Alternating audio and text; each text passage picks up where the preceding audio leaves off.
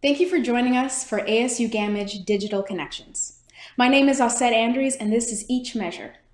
Each Measure highlights a variety of ASU students' creative process during the COVID-19 pandemic.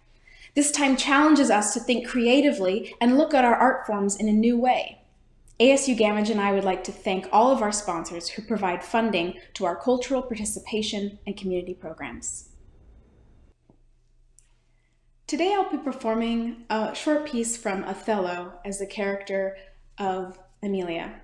This monologue is a great piece of female text from Shakespeare, and although there are lots of great monologues and great pieces from all of Shakespeare, it's rare that there's a really powerful, punchy piece from a woman that's not talking about the rest of the story, but just the experience of being a woman in that time. Yes, a dozen, and as many to the vantage as would store the world they played for. But I do think it is their husbands' fault if wives do fall. Say they slack their duties and pour our treasures into foreign laps, or else break out in peevish jealousies, throwing restraint upon us, or say they strike us, or scant our former havings in despite. Why, we have galls, and though we have some grace, yet have we some revenge. Let husbands know their wives have sense like them. They see and smell and have their palates both for sweet and sour, as husbands have. What is it that they do when they change us for others? Is it sport? I think it is. And doth affection breed it? I think it doth. And is't frailty that thus errs? It is so too. And have not we affections, desires for sport, and frailty, as men have? Then let them use us well. Else let them know the ills we do, their ills instruct us so. Hello, I am a theater student here at ASU as well as a student of political science. And both with the COVID-19 pandemic and with our political climate, it's very hard to see theater separately from everything that's going on. So I've been reflecting so much on why I do theater, what it means, especially because when I see nurses and doctors and first responders of all kinds doing work, it feels hard to perform or make art when it doesn't feel like it's directly impacting people in the same way that, medical help or very urgent things do. So in order to keep myself motivated, I've been reflecting on why telling stories is still hugely important and helpful to our community. And most recently, my inspiration and my motivation has come from actually Yuval Harari and the way that he looks at human beings as narrative creatures.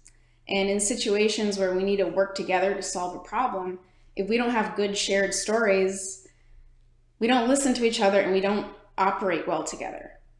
And it was so refreshing to hear this from somebody who is in philosophy and science and all these other fields that aren't necessarily connected to the arts, saying that even in these fields, it's so important to be able to tell a story really well. So that's how I've been keeping myself connected to art, even in isolation, and when there always seems to be something very urgent happening around us. I just keep reminding myself that to deal with those urgent things, to find joy in the day equally, we have to have a shared story and some type of shared of what's going on right now and how we all relate to that. So I found a lot of comfort in that, especially given that the more we see our life and our world as a story we all tell, the more agency we can all feel in connecting and changing it. Because if we see the world as something that's just happening to us and something that's already there, it feels like you can't affect it. But Harari says and argues that everything in our world is a story. Money is a story, economics is a story, and without us telling the story, it goes away. It's not an objective reality. It disappears. So everything that's happening is, in fact, a story we're all telling. And the more I think people see it that way, the more individuals might feel like they actually have a say in what that story is. So that's been my isolation reflection for the past many months, ever since this started in March.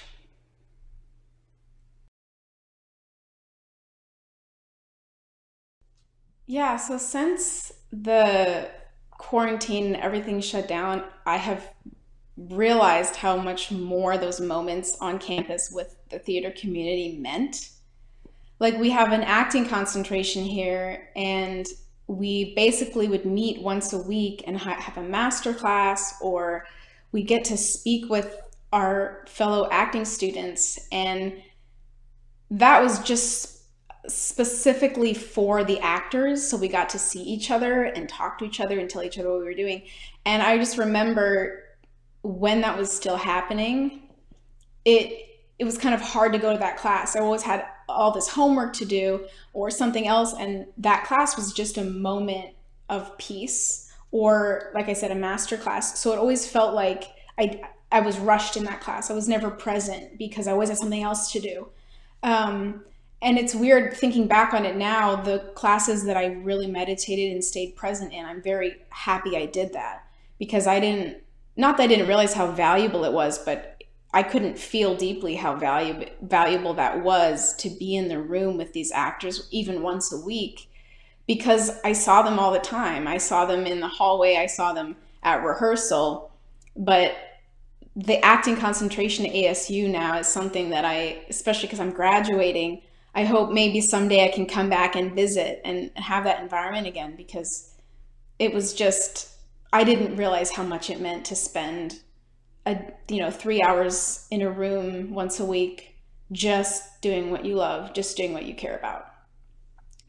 In addition to that, we have plays every semester, and not only are these plays interesting, and usually, ASU loves to pick sort of more modern plays sometimes, and not only are they interesting, but the people who design them, the ASU designer, group, whether costumes or set, I mean, just unbelievable every time.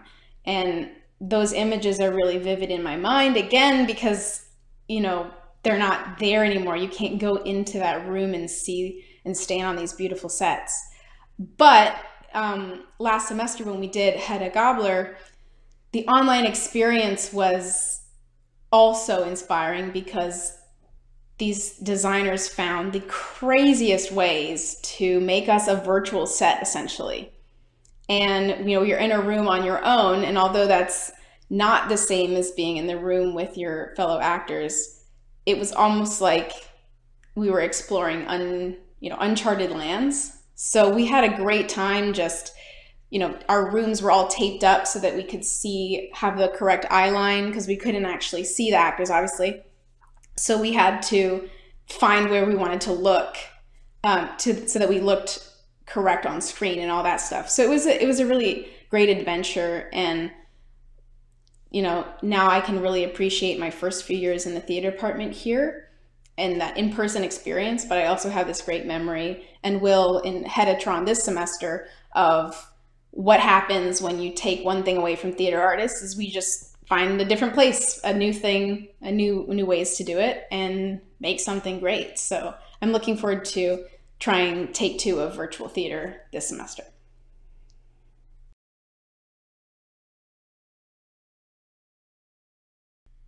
Yeah, a Shakespeare character that has really been on my mind recently is, strangely, Titus Andronicus. Not because I particularly like that play. In fact, that one's hard for me to get through. I think it's hard for everyone to get through.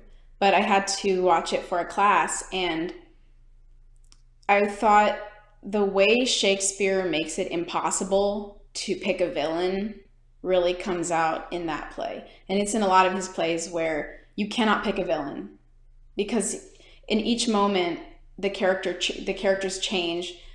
One character will be inflicting pain on someone else, and then the next scene it's reversed, and you don't know who to feel sorry for. You don't know who to feel angry at. And I feel that's like the most accurate, reflection of being a human that he offers. That we really shouldn't be picking villains and heroes, because things get very out of perspective when we do that, I think. And my thesis is about pain and suffering and the representation of that, and how it can change how we view groups and people. And Titus Andronicus is such a horrible person at the beginning of the play. And some of the way he speaks towards the end, it doesn't make you sympathize with him or connect with him necessarily. He's still not a good person, but it makes it very hard for you to feel like one person is the villain. And you just see that humanness of everyone is inflicting pain on other people at some points, whether intentional or unintentional, and we all have to be careful and aware of that trap. And I think it really shows in that play.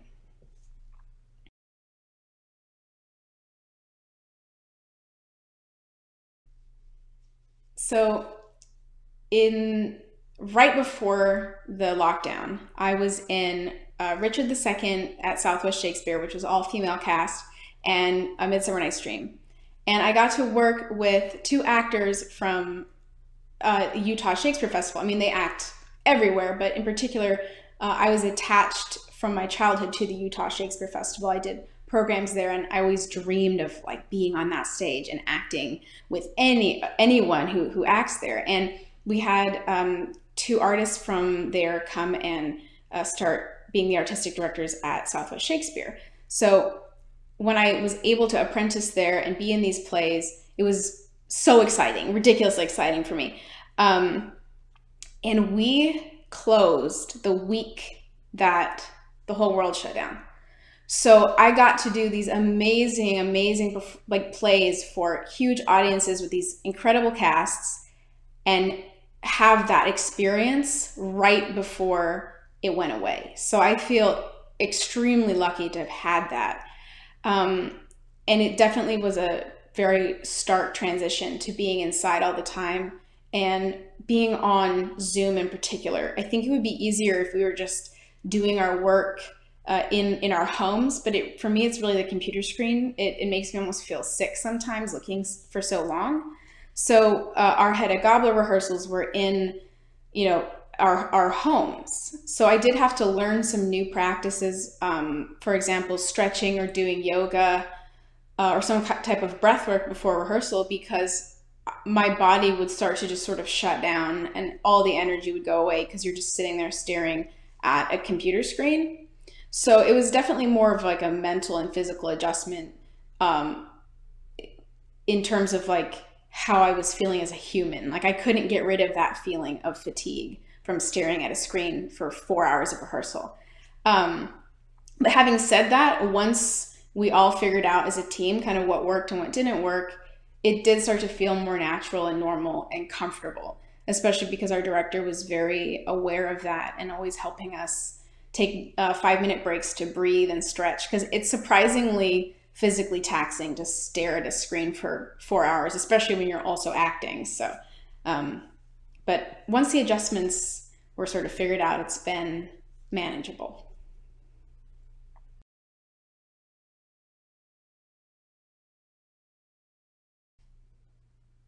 I honestly feel like I don't ever really tap out of the artist side of me. So I don't feel like I tap in and out of it. I feel like I kind of live in it all the time.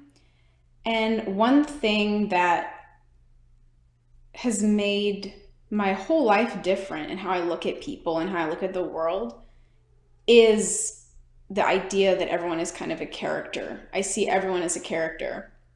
And when you read a play and play a character, often that character, sometimes they're good or on the good side, and they have flaws, or sometimes they are, more on the villain side, but they always have something about them that you sympathize with, something in their past or a story that makes them a full person. And because of that, I have not been angry at someone for years. People I meet who I really, really disagree with, uh, friends, family, because whenever I hear someone say something or behave a certain way, I always think of how I am when I'm playing a character. And there's always another reason why something's happening. That's something we do as actors all the time. We ask, why did they say that? That's not what they meant. They meant this. And because of that, if someone says something to me that is hurtful or not, or just maybe something I disagree with, I kind of see that as something that came from a character. And sometimes my mind even starts to build a character of that person. And so I often feel more of a want to understand or a sympathy than sort of frustration with someone. And it's been very helpful because I find conversations are better when someone says something and instead of just taking that at face value, you ask, well, why did you say that? What made you feel that way? And all of a sudden, people are just different. No one is just like a one-dimensional experience walking around. It's always something else going on underneath. And I feel that that's very calming because then when there's abrasive things in the world around you, I see them as coming from somewhere else. They're not really directed towards me and they're not really related to me. And that helps me stay myself even around lots of people. That's something that I've noticed. Yourself can start to leave you when you're around people or you feel like you have to behave a different way. And the more that I see these characters and other people, the more I can remain truly myself in pretty much every situation. And that makes me happier because I leave every situation going, well, at least that was me. That was myself.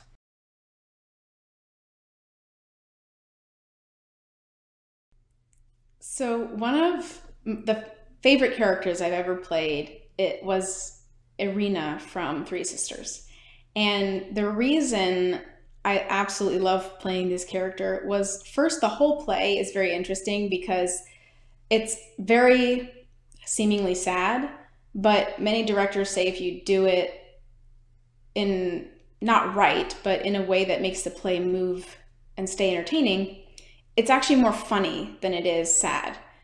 And this character complains the first half of the play about how she just wants to do real work and that she'll be happy if she just does real work, like working in a farm or something that is connected to the earth and is physical work, because she grew up in an intellectual, privileged family and all of her work has only ever been reading or something intellectual. But by the end of the play, she's just complaining about her job that is now real. And, she's doing that physical work she claims she wanted to do that's supposed to fulfill her because books and thinking is just not going to make you happy. So she's basically just not satisfied with anything. And it was interesting to play because when playing a character, always kind of ask yourself, how am I related to this character? How am I ever like this? And it really did teach me to reflect. If I ever was complaining about doing something, say, oh, I don't want to have to audition so much, or I'd be happier if I didn't have to audition, then you always convince yourself that you would be happy if you were just doing something else, which is a pretty common thought process, but it just was so clear in her and almost comedic because she was so dramatic on both sides, like telling everyone, if you just understood, we just have to work and then we'll be happy. We have to work in the fields and then we'll be happy. And she was so sure of that. So after playing that character, I really stop myself if I ever start to complain about homework or anything that I feel in that moment I don't want to do, because you can find some type of motivation and happiness in whatever you're doing. And just changing what that thing isn't going to make you find that satisfaction. So I really enjoyed that character. And also, it was fun to play and it was funny, which is my favorite thing, when something is serious and funny at the same time.